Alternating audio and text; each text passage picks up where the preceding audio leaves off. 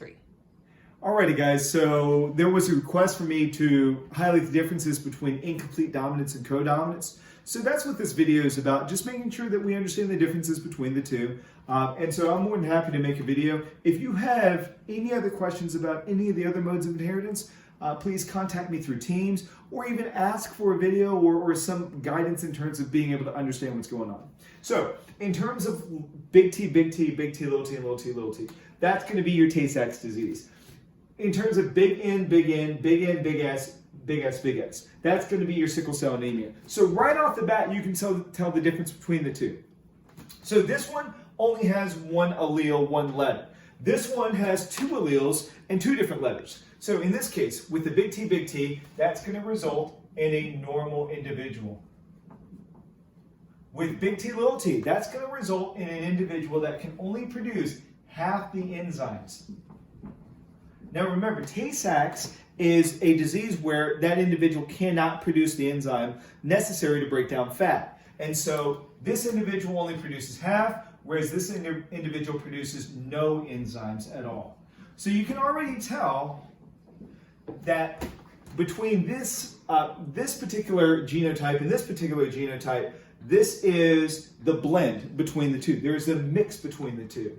And so that's what we have for incomplete dominance, is that it is a blending of the two other alleles. So the homozygous dominant and the homozygous recessive. Now, in terms of your codominance,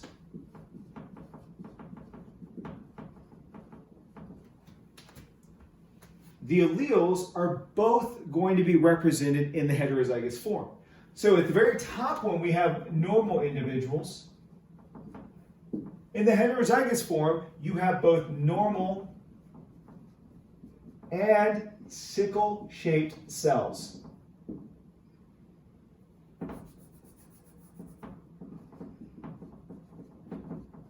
And then for the last one is just sickle-shaped cells.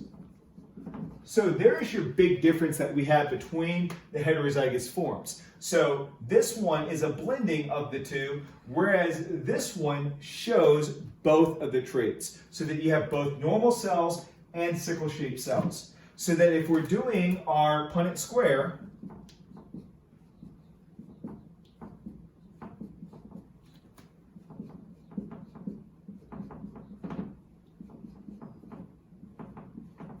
we're going to be able to visualize that, yes, for these individuals here, you have a 3 to 1 chance that you're going to have an individual that is not going to have Tay-Sachs. Okay, so only this individual is going to have Tay-Sachs. Now, for these individuals over here, you're going to have 3 possible individuals that have sickle-shaped cells. However, this is the only individual that has the sickle cell disease. But these 3 individuals still have sickle-shaped cells. So here's an example of codominance and incomplete dominance with an animal. So these are some rabbits that I drew, and this is a white rabbit, and this is also a black rabbit.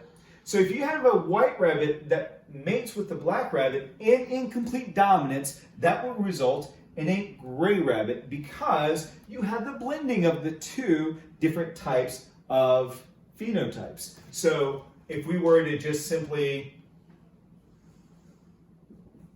assign an allele associated with this, this is what you would get as a result. So that big B, little b results in the gray rabbit.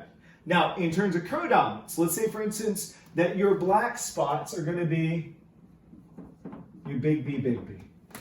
Your white spots are going to be big W, big W. So that the heterozygous form, what you see is that you don't see a blending of the two. You don't see gray spots, but instead what you see is the presence of both black and white spots. So you get a big B and big W.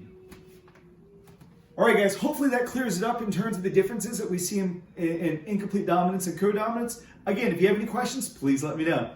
Thanks, guys.